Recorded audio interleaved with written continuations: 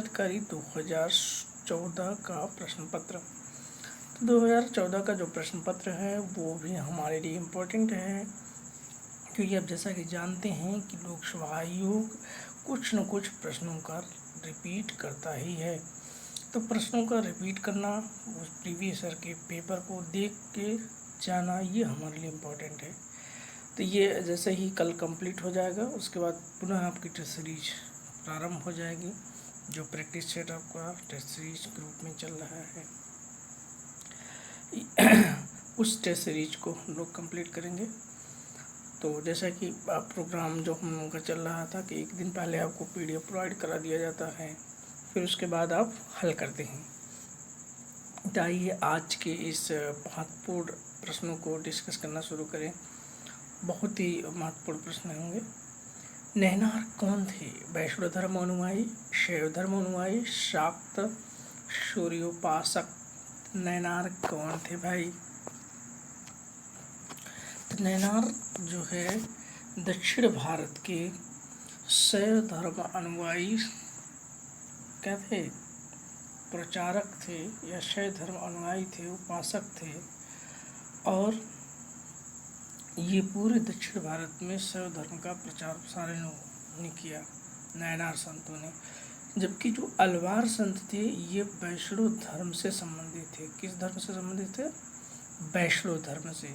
और नैनार किससे संबंधित है? शैव धर्म से। सप्तकड़ी गुफा स्थित है सांची में, नालंदा में, राजगृह में, पावापुरी में। तो सप्तकड़ी गुफा कहाँ पर स्थित है? सप्तकड़ी गुफा कहाँ पर स्थित है? तो ये कहाँ पर है? यह है राजगृह में। जैसा कि आपको मालूम है कि प्रथम बौद्ध संगीति जो राजगृह में हुई थी, किसके समय में? अजात शत्रु के समय में, 483 ईसा पूर्व में। यह जो है कहाँ पर संपन्न हुई थी? इसी सप्तकड़ी गुफा में। तो यह सप्तकड़ी गुफा कहाँ स्थित है? राजगृह में। गोपथ ब्राह्मण संबंधित है यजुर्वेद से, सामवेद से, अथर्ववेद से, ऋग्वेद से। तो देखिए जो गोपथ ब्राह्मण ग्रंथ है यह जो है अथर्ववेद से संबंधित है। किससे संबंधित है? अथर्ववेद से। तो गोपथ ब्राह्मण अथर्ववेद का ब्राह्मण ग्रंथ है। और ऐतरेय एवं कौशिकी नामक ब्राह्मण ये ऋग्वेद के हैं। और शतपथ तथा तैतरीय ब्राह्मण यजुर्वेद के हैं, तथा पंचशील तथा टांड ब्राह्मण ये सामवेद के हैं।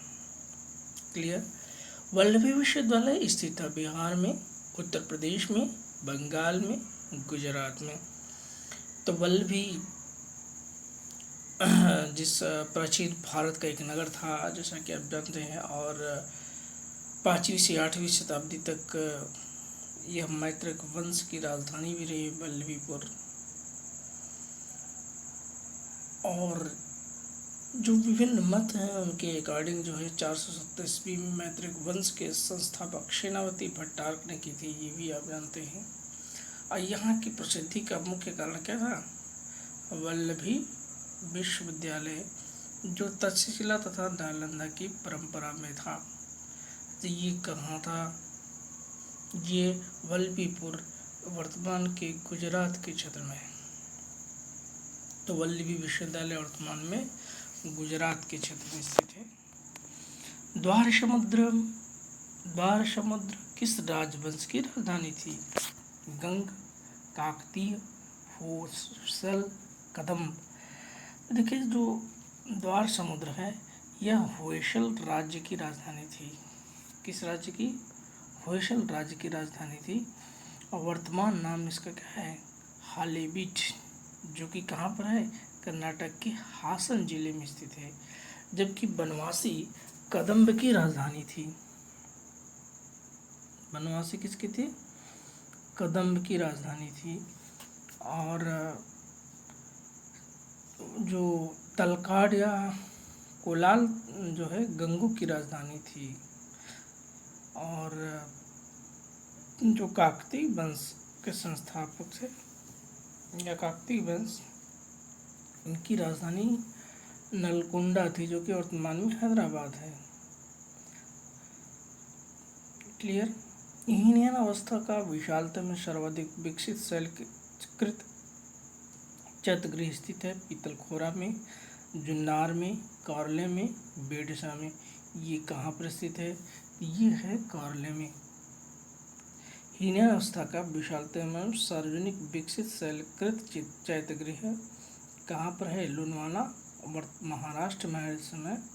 ये कार्ले में था उस समय के, कार्ले में, और वर्तमान में यह महाराष्ट्र में है। महाभारत मूलतः किस रूप में जानी जाती है? बृहत कथा के रूप में, ब्राह्मण के रूप में, बृहत संहिता के रूप में, जय संहिता के रूप में। तो जैसा कि आप जानते हैं कि ये एक जय संहिता है। ये क्या है? यह एक जय संहिता है, जो महाभारत पांडव के बीच और कौरवों के बीच युद्ध का जिक्र हमको मिलता है। उनकी कहानियाँ मिलती है। हस्तिनापुर, जो कि मेरठ उसमें का जो क्षेत्र है वो राजधानी हुआ करता था, और कुरु जहाँ पर युद्ध हुआ, जो कि आज भी कुरुक्षेत्र आपका हरियाणा का जिला है, वहाँ पर ये सब चीज़ें बनाई गई हैं। किस अभिलेख से ज्ञात होता है कि स्कंदगुप्त ने हूणों को पराजित किया था? भीतरी स्तंभलेख से, इलाहाबाद स्तंभलेख से, मंदसौर से, उदयगिरी से। तो ये हम लोगों को भीतरी स्तंभलेख से यह ज्ञात होता है कि स्कंदगुप्त को हूणों ने पराजित किया था। हर्ष ने निम्नलिखित में से किन रचनाओं का लेखन किया था? हर्ष ने निम्नलिखित में से किन रचनाओं का लेखन किया था? प्रियदर्शिका, नागानंद, हर्षचरित, रत्नावली। देखिए, जो इसकी हर्षचरित्र है, इसकी रचना क्या उसने खुद की थी?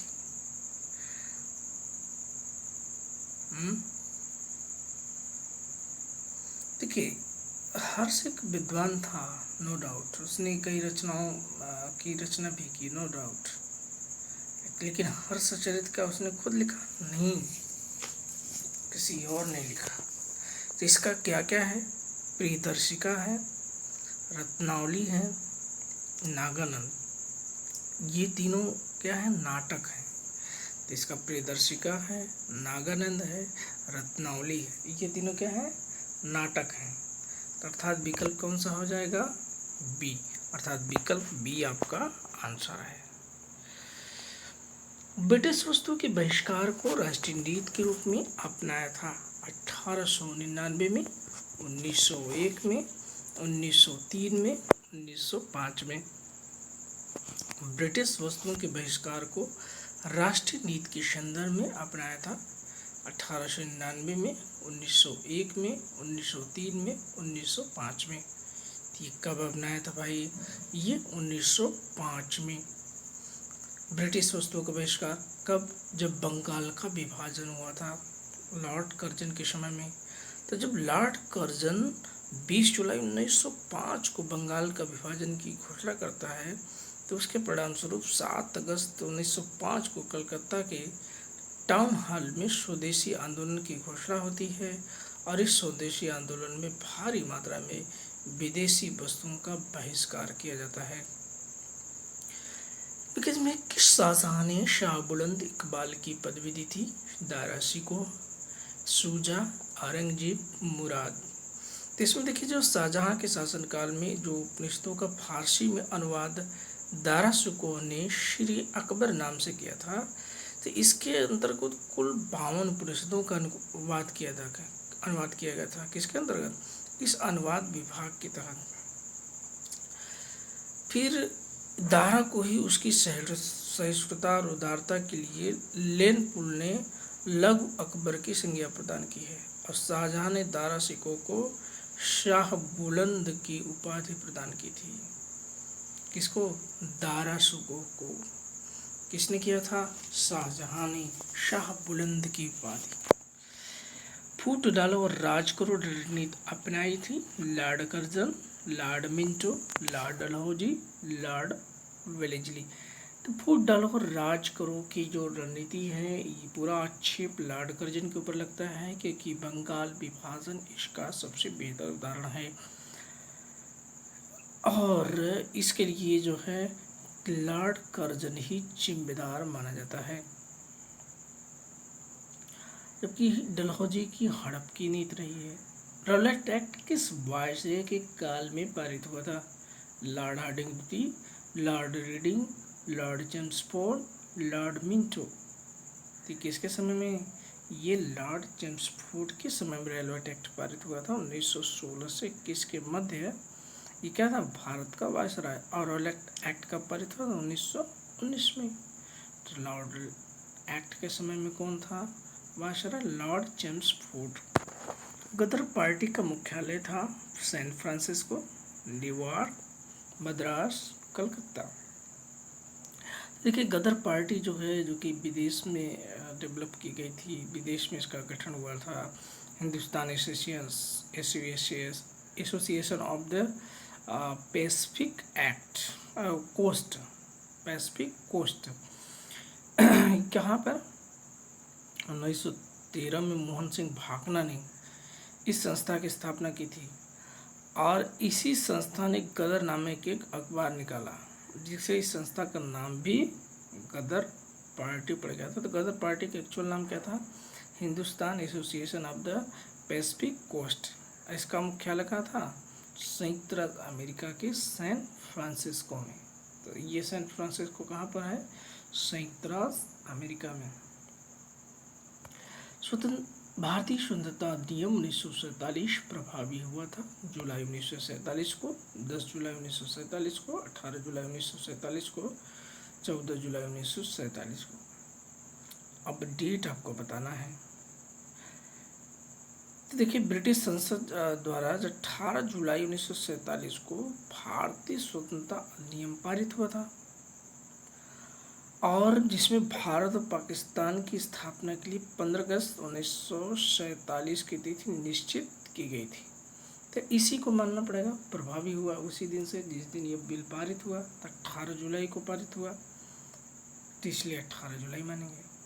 इनमें से किसे दी ग्रैंड ओल्ड मैन के नाम से जाना जाता है? खान अब्दुल गफ्फार खान, डब्ल्यू.सी. बनर्जी, दादा भाई नौरोजी, मोतीलाल नेहरू। तो इसमें किसे माना जाता है? दादा भाई नौरोजी को। किसको?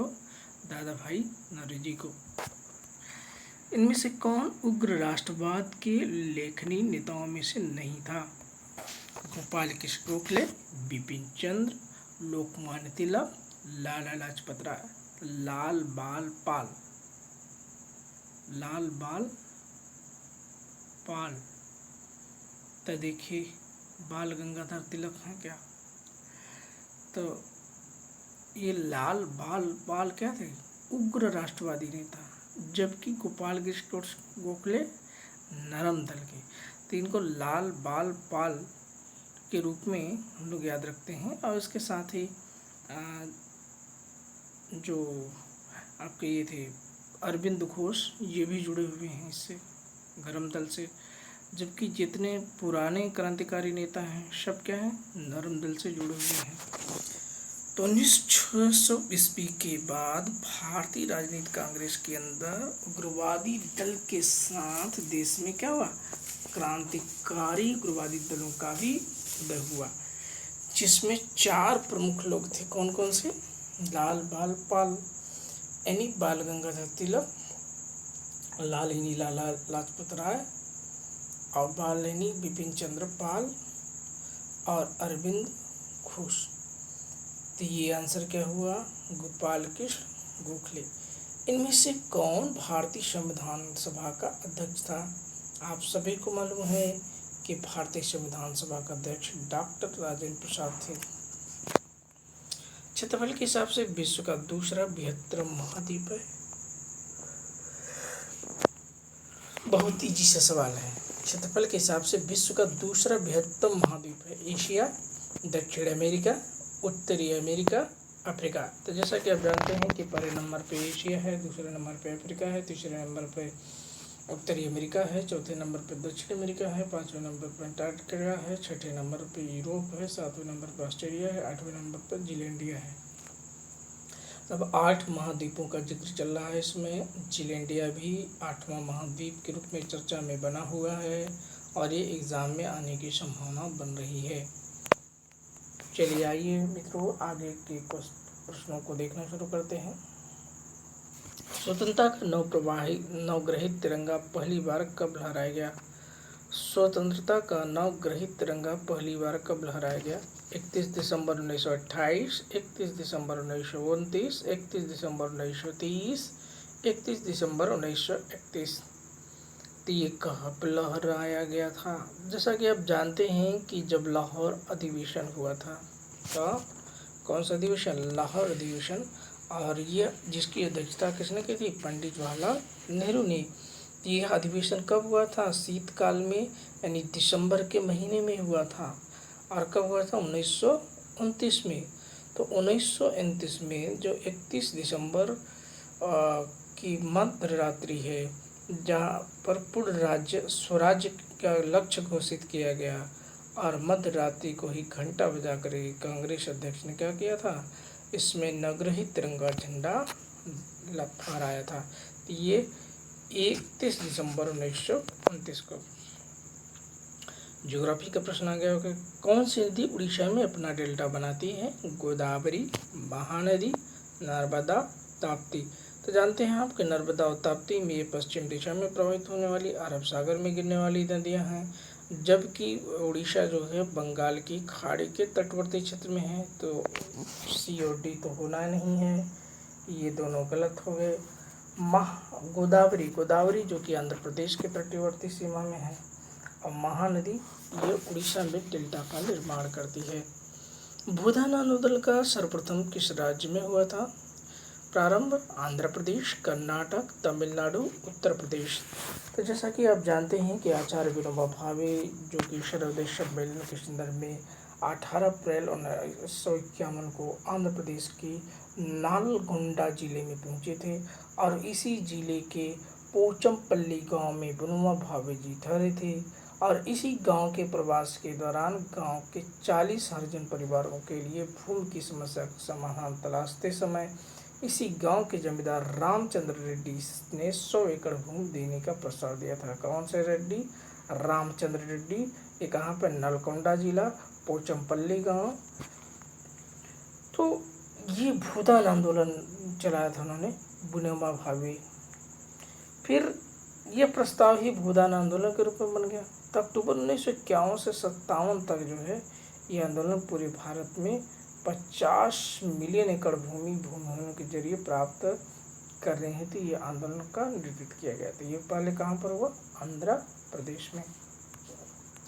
बेतवा नदी मिलती है गंगा से, यमुना से, ब्रह्मपुत्र से, सोन से। तो जैसा कि आपको मालूम है कि बेतवा किसकी सहायक नदी है? यमुना की। ब्रह्मपुत्र जो कि सीधे बंगाल की खाड़ी में गिरती है, गंगा भी गिरती है, सोन गंगा की सहायक नदी है। भारत के कितने राज्य समुद्र के किनारे पर हैं? देखिए फिर रिपीट, तो ये 2014 का पेपर आपको देखिए 2018 में भी मिला ना, 2018 में क्वेश्चन रिपीट हुआ। तो ये कब हो गया? 9, जिसमें आपका गुजरात है, फिर आपका महाराष्ट्र है, गोवा है, कर्नाटक है, केरल है, तमिलनाडु है, आंध्र प्रदेश है, उड़ीसा है, पश्चिम बंगाल है। शुष्कता दशा संदर्भित है निम्न ताप से, निम्न आर्द्रता से, उच्च वाष्पन से, अति उच्च ताप से। शुष्कता दशा संदर्भित है निम्न ताप से, निम्न आर्द्रता से, उच्च वाष्पन से, अति उच्च ताप से। ये किससे संबंधित है? ये निम्न आर्द्रता से, ह्यूमिडिटी कम होती है क्योंकि वहाँ पर वायुमंडल में जलवाष्प की मात्रा कम होती है। भारत में सबसे अधिक उपजाऊ मृदा कौन सी है? लाल मृदा, काली मृदा, जलोढ़ मृदा, चूनेदार मृदा। जैसा कि ये हम लोग पढ़े हुए हैं कि काली मृदा क्या है? भारत में सबसे अधिक उपजाऊ है, जो कि महाराष्ट्र, गुजरात, मध्य प्रदेश और तमिलनाडु के क्षेत्र में पाई जाती है। यह मिट्टी मृत्तिकाएं क्या होती है? इसकी अत्यधिक चिपचिपी होती हैं, अपारगम में सूखने पर कटने वाली तथा अधिक संकुचन फैलाव के गुणों से युक्त होती हैं। ये स्वतः जोताई वाली मृदा है, दरारें पड़ जाती हैं। इसमें जो है देखेंगे आप पूरे महाराष्ट्र के क्षेत्र में जैसे कि कपास की खेती सबसे व्यापक स्तर पे होती है, और इस मृदा में जैसे चूना पत्थर है, चूना है, लौह पोटेशियम है, मैग्नीशियम है, एल्युमिनियम, इन सब की प्रचुर मात्रा होती है। और इसे हम लोग रेगुर मृदा के नाम से भी जानते हैं। इसमें जो प्रमुख फसलें हैं, कपास है, मूंगफली है, चना है, सोयाबीन है, तिलहन है, गेहूँ, ये सब फसलें हो सकती हैं। साधारणतः ओरोबैंकी खरपतवार पाया जाता है तंबाकू के खेत में, चना के खेत में, धान के खेत में, गेहूं के खेत में। तो ओरोबैंकी का इस्तेमाल किसके लिए किया जाता है? खरपतवार नाशी के रूप में। ये जो है तंबाकू के खेत में किया जाता है। इंडियन एग्रीकल्चर ऑलरेडी आपका इसमें शामिल है, भारतीय कृषि। और भारतीय कृषि जो है BEO और RO दोनों में शामिल है। तो ये क्वेश्चन आपके लिए इम्पोर्टेंट है। निम्नलिखित में से कौन सा राज्य इलायची के उत्पादन के लिए पहचान नहीं रखता? केरल, कर्नाटक, तमिलनाडु, उड़ीसा। तो क्या आपने कभी उड़ीसा का नाम सुना कि उड़ीसा में इलायची का उत्पादन होता है? बिल्कुल नहीं सुना होगा। तो इलायची जो है पश्चिमी घाट का जो भाग है, जिसमें केरल, कर्नाटक और तमिलनाडु के जो नीलगिरी की पहाड़ी का क्षेत्र है, यहाँ पर इलायची का उत्पादन होता है। सबसे अधिक प्रोटीन पाई जाती है उड़द के दाने में, अरहर के दाने में, मटर के दाने में, सोयाबीन के दाने में। तो ये सामान्य सा प्रश्न है। आप सब जानते हैं कि सोयाबीन के दाने में सबसे ज़्यादा प्रोटीन पाई जाती है। इसमें प्रोटीन की मात्रा बहुत ज़्यादा होती है, लगभग 43% प्रोटीन होता है। इसके बाद इसमें वसा होता है लगभग 22%, और फिर जो है इसमें कार्बोहाइड्रेट की मात्रा सबसे कम होती है। मुंबई की मीठी नदी, मुंबई की मीठी नदी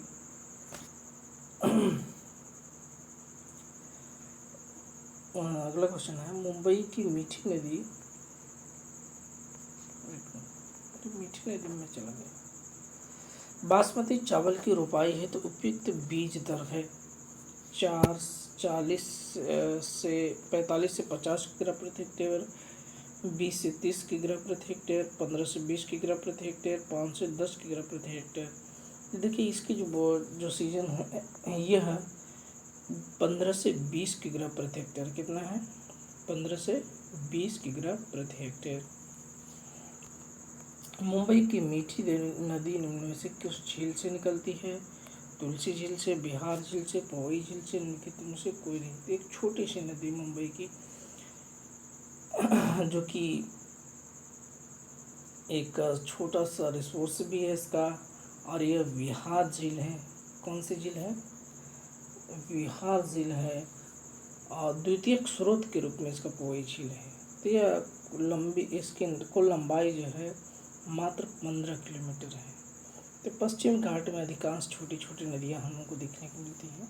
ये क्या होगा? विहार झील। मुद्रा की अवमूल्यन का परिणाम है, इकोनॉमिक का क्वेश्चन आ गया आपका।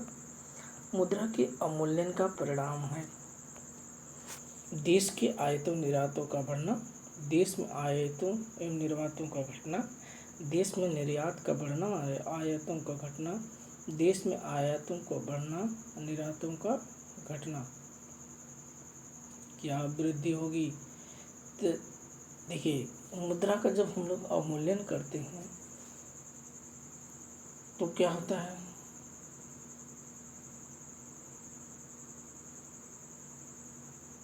डॉलर महंगा हो जाता है। तो डॉलर जब महंगा होगा, जैसे मान लीजिए, देखिए अवमूल्यन का मतलब क्या है। मान लीजिए $1 सबसे प्रचलित मुद्रा है। हम लोग मान लेते हैं कि $1 बराबर 50 रुपया। तो कोई भारत में जो वस्तु थी 50 रुपए की, वो कितने मिलती थी? $1 में। अब हो गया $1 बराबर 55 रुपया। तो ऐसे में जो व्यक्ति विदेश से वस्तु खरीद के लाता है, तो अब उसको जो $1 की वस्तु है उसको कितना देना पड़ेगा? 55 रुपया। और जो भारत में कोई वस्तु अगर जो 50 रुपये की थी, अब उसको जो है 5 रुपये की बचत होगी किसी विदेशी को जो बाहर से आया है भारत में व्यापार करने के लिए, उसको 5 रुपये की बचत होगी। जब 5 रुपये की बचत होगी तो उसके लिए वस्तु सस्ती हुई कि महंगी? उसके लिए सस्ती हुई। जबकि एक भारतीय के लिए विदेश से आयातित वस्तु क्या हो गई? महंगी हो गई। तो इससे क्या होता है? निर्यात बढ़ता है, तब मूल्य से मुद्रा का मूल्य गिर जाता है। किसका? तो देखिए डॉलर के सापेक्ष मुद्रा क्या हो गई? सस्ती हो गई भारतीय रुपया, जबकि डॉलर मजबूत हुआ। हजीरा बीजापुर जगदीशपुर गैस पाइपलाइन निम्नलिखित में से किस प्राधिकरण द्वारा निर्मित की गई है? Gas authority of India limited, all India limited, Indian oil company, Hindustan petroleum corporation limited. तो ये देखिए हो क्या है इसका answer? Gas authority of India limited, gas authority of India limited. चलिए आगे बढ़ाए। भारत में कोयले का सर्वाधिक उत्पादन किस राज्य में होता है? पश्चिम बंगाल, उड़ीसा, आंध्र प्रदेश, मध्य प्रदेश। तो देखिए वर्तमान में तो हालांकि सबसे ज़्यादा उत्पादन करने वाला राज्य झारखंड है, लेकिन इस प्रश्न के अकॉर्डिंग जो है वह उड़ीसा है। तो झारखंड आपका सबसे ज़्यादा उत्पादन करता है, उसके बाद छत्तीसगढ़ है, उसके बाद उड़ीसा है। तभी मिनरल्स डाटा भी हम आपको देंगे और इसके साथ ही जो जनगणना का डाटा है उस पर भी डिस्कस करेंगे, अलग से स्पेशल लेक्चर आपको दिया जाएगा। ह्यूमस उदाहरण, हाँ, और आपको ये बता दें कि आपकी परीक्षा होने की संभावनाएं बढ़ रही हैं क्योंकि बीएड का एंट्रेंस हो रहा है, तो ऐसी स्थिति में आपकी परीक्षा होना लाजमी है। ह्यूमस उदाहरण है मृदा संरचना का, क्रिस्टलाइट का, जैविक कोलाइड का, वृत्त में से कोई नहीं। ये किसका उदाहरण है भाई? तो ये उदाहरण है मृदा संरचना का। ह्यूमस किसका उदाहरण है? मृदा संरचना का। तो किसी भी मृदा में पाए जाने वाले विच्छेदित कार्बनिक पदार्थों को ही हम क्या बोलते हैं? ह्यूमस। ह्यूमस का निर्माण विभिन्न पादप एवं जंतु अपशिष्टों के विच्छेदन से होता है, और यह विच्छेदन करता कौन है? अगर जैसे मान लीजिए एक वृक्ष के नीचे पत्तियां गिर गई हैं, तो क्या पत्तियां गिरने से सिर्फ ह्यूमस बन जाएगा? नहीं बन पाएगा। तो उसके लिए ज़रूरी क्या होगी? उसके लिए ज़रूरी है कि जीवाणु हो या फंगस हो जो उसको विघटित करे और मृदा में मिलाने का काम करें। अरावली श्रेणियाँ किस राज्य में स्थित है? तो सबको मालूम है कि अरावली राजस्थान में स्थित है। निम्नलिखित में से किस महाद्वीप में उष्णकटिबंधीय पर्णपाती वनों का विस्तार अधिक है? अफ्रीका, एशिया, ऑस्ट्रेलिया, दक्षिण अमेरिका। पर्णपाती यानी पतझड़ वन, तो ये पतझड़ वन सबसे ज़्यादा एशिया में पाए जाते हैं, जिसमें भारत का भी क्षेत्र है, पाकिस्तान का भी क्षेत्र है, मलेशिया का भी, इधर थाईलैंड का क्षेत्र है, आपका म्यांमार का क्षेत्र है। तो एशिया में इसका बहुत बड़ा एरिया है, जो कि उष्णकटिबंधीय जो मूल वन हैं जैसे कि अफ्रीका में भी पाए जाते हैं, आपके दक्षिण अमेरिका में भी हैं, लेकिन पतझड़ प्रकार की वनस्पतियाँ आपको एशिया महाद्वीप में सबसे ज़्यादा मिलती हैं। भारत के निम्नलिखित राज्यों में कौन सा एक नारियल का सबसे बड़ा उत्पादक है? केरल, कर्नाटक, तमिलनाडु, आंध्र प्रदेश। जैसा कि आपको मालूम है कि दक्षिण भारत में जो जलवायु है उसके अकॉर्डिंग नारियल का उत्पादन क्योंकि समुद्र तटवर्ती क्षेत्र में होता है, तो हालांकि इसमें सबसे ज़्यादा उत्पादन कौन करता है? तमिलनाडु। आगे बढ़ा जाए। सार्गेसो समुद्र की विशेषता क्या है? अति ठंडा पानी, अति गर्म पानी, अत्यधिक लवड़ी पानी, विशिष्ट समुद्री वनस्पति। तो क्या है भाई? तो देखिए यहाँ ये सबसे बड़ी विशेषता ये दुनिया में इसलिए जाना ही जाता है कि यहाँ पर सार्गेसो नामक क्या पाया जाता है? सार्गेसो नामक घास पाई जाती है, और इसी घास के लिए समुद्री वनस्पति के लिए यह सागर जाना जाता है। तो सार्गेसो सागर किस महासागर में है? अंटार्कटिक महासागर में है, संयुक्त राज्य अमेरिका और दक्षिण जो करिबियाई द्वीप हैं इनके तटवर्ती क्षेत्रों में मौजूद है आपका सार्गेसो सागर। नवीनतम रिपोर्ट के अनुसार भारत विश्व में इस्पात उत्पादन में किस स्थान पर है? तो इस रिपोर्ट के अकॉर्डिंग तीसरे स्थान पर और अभी भी तीसरे नंबर पर बना हुआ है। मैक्सिको सबसे बड़ा उत्पादक है सोना का, तांबा का, जस्ता का, चांदी का। तो जैसा कि आपको मालूम है कि मैक्सिको जो कि उत्तरी अमेरिका महाद्वीप का देश है और यह विश्व में चांदी के उत्पादन के लिए जाना जाता है।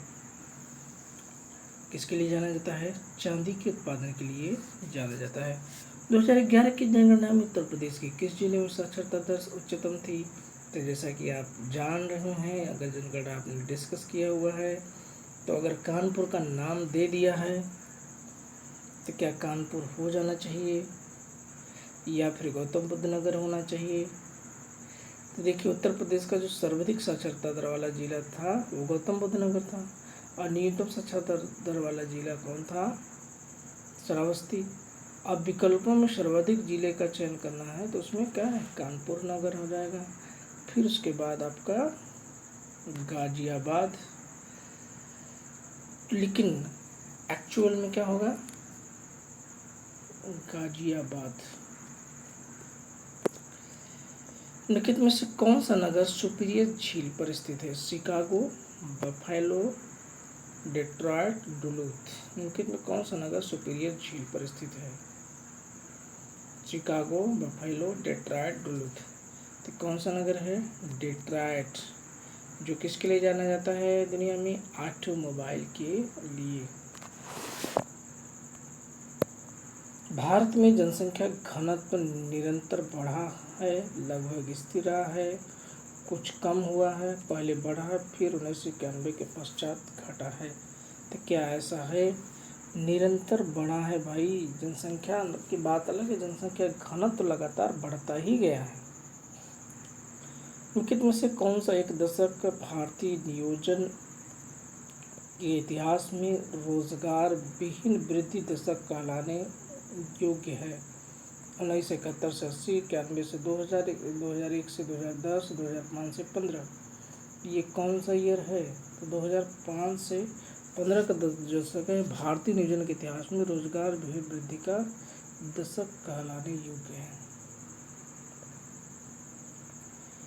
भारतीय संविधान के निर्माताओं ने मौलिक अधिकारों की अवधारणा को लिया था संयुक्त राज्य अमेरिका के संविधान से, आयरलैंड के संविधान से, कनाडा के संविधान से, सोवियत संघ से। तो भारतीय संविधान के स्रोत को सब लोग रट रखे हैं और लिस्ट भी बना लिए होंगे, ये पूरी उम्मीद करता हूँ कि इसका क्या होगा? ये संयुक्त राज्य अमेरिका के संविधान से। भारत के प्रभावी साक्षरता दर की गणना की जाती है। अब इसका आंसर आप बताइए कमेंट बॉक्स में। कुल जनसंख्या में, बच्चों की जनसंख्या में, वयस्कों की जनसंख्या से, 7 वर्ष की उम्र के ऊपर जनसंख्या से। देखिए, प्रभावी जो साक्षरता दर है वो 7 वर्ष से ऊपर की जनसंख्या को हम लोग शामिल करते हैं इसमें। निम्नलिखित में से कौन सा एक राज्य नीति निर्देशक सिद्धांत संविधान के बाद से जोड़ा गया? निम्नलिखित में से कौन सा एक राज्य का नीति निर्देशक सिद्धांत संविधान के बाद में जोड़ा गया? ग्राम पंचायतों का संगठन, गोवध निषेध, मुफ्त कानूनी सलाह, समान नागरिक संहिता। तो इसमें जो है, जो मुफ्त कानूनी सलाह है जो कि 42वें संविधान संशोधन के द्वारा जोड़ा गया, अनुच्छेद 39 में शोषण से बच्चों एवं वयस्कों की सुरक्षा करता है। 39 का जो समान न्याय तथा निःशुल्क कानूनी सहायता प्रदान करता है। तो ये कौन सा अनुच्छेद है? आंसर होगा आपका सी, ये अनुच्छेद है 39 को, जो निःशुल्क कानूनी सहायता की बात करता है।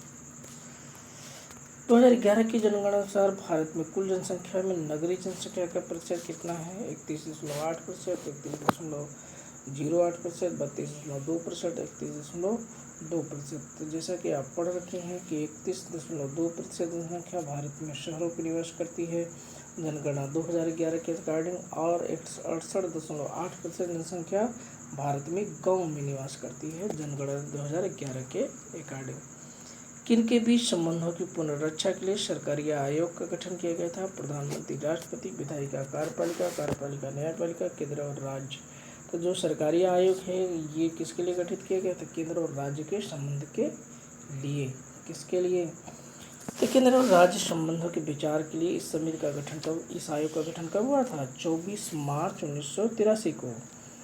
किसके अध्यक्षता में? न्यायमूर्ति रणजीत सिंह सरकारिया की अध्यक्षता में। कितने सदस्य थे? 3 सदस्यीय समिति का गठन हुआ था। इस समिति के अन्य सदस्य कौन थे? शिवरामन तथा SR सेन। और जिसने कब की रिपोर्ट अपनी दी? 1987 में। भारतीय संविधान में समानता का अधिकार 5 अनुच्छेदों द्वारा स्वीकृत है।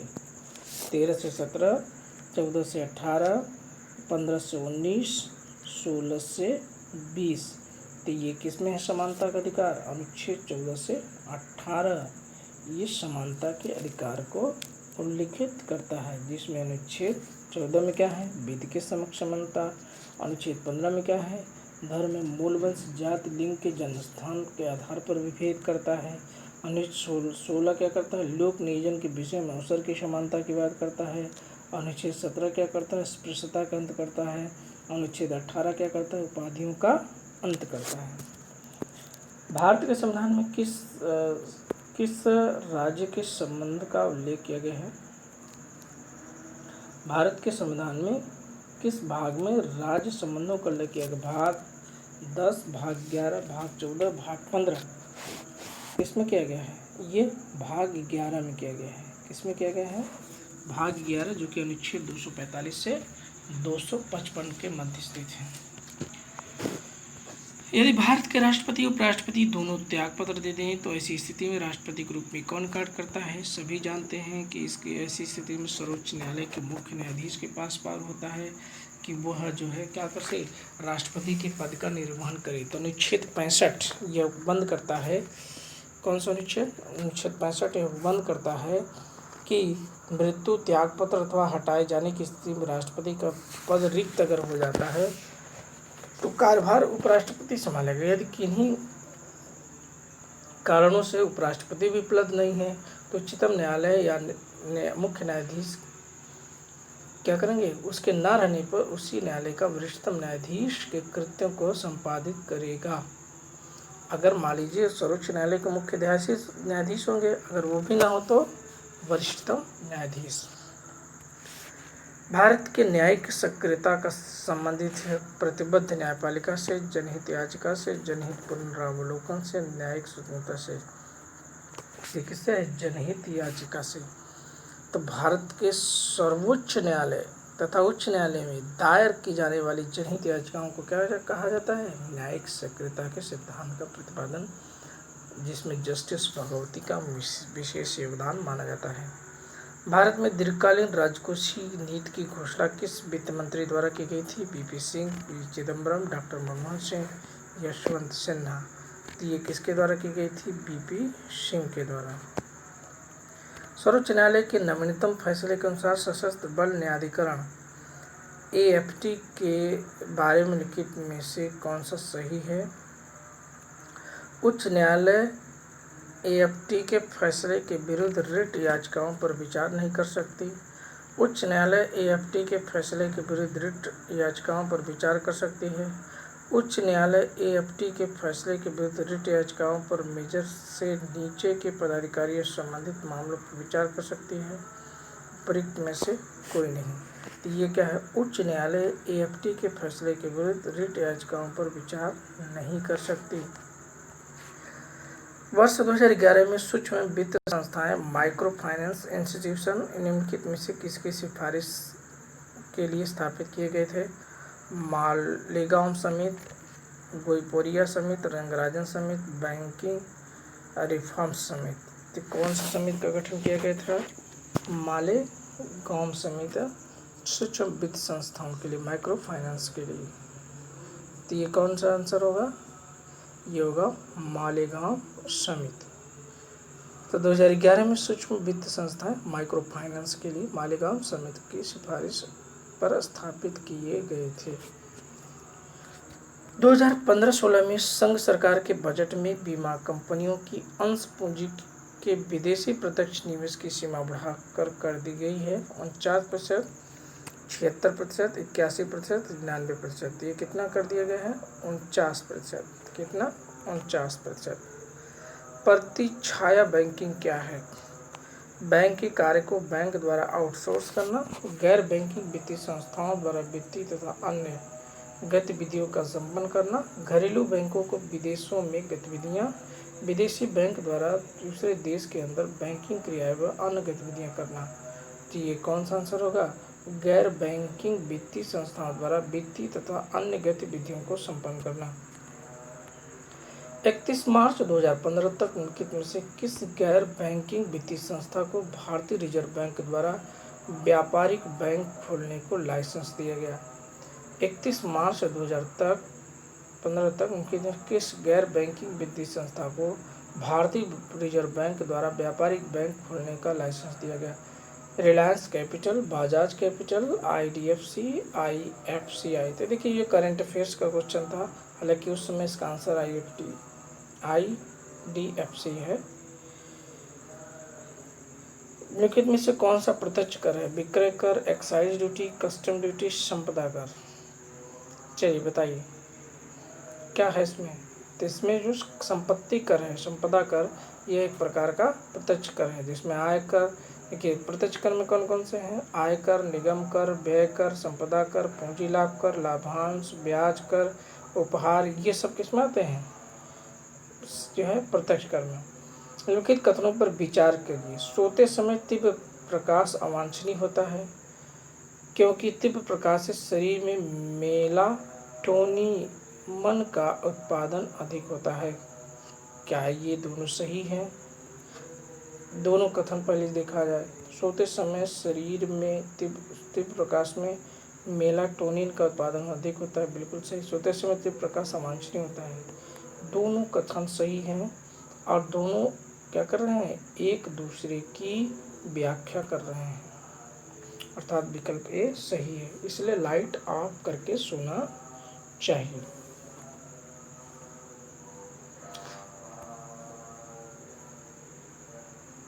किस राज्य सरकार के व्यापार का संचालन? हालांकि आयोग इसको सी आंसर माना है भाई। लोकसभा आयोग का उस समय जब हल किया गया था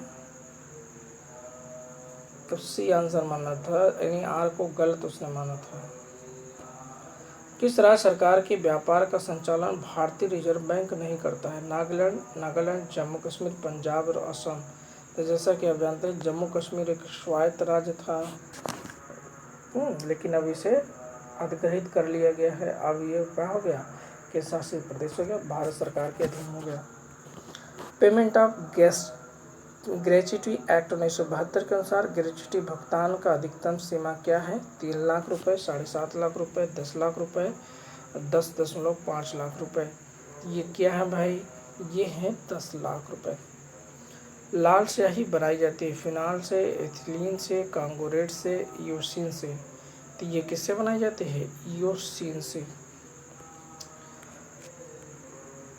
पैन के प्रारंभ में 5 अंग्रेजी अक्षर होते हैं जैसे AFZPK 7190K। इसमें P दर्शाता है व्यक्तिगत, फर्म, अविभाजित हिंदू परिवार, व्यक्तियों का समूह। तो ये क्या दर्शाता है? यह व्यक्तिगत को दर्शाता है, पर्सनल को। क्लियर?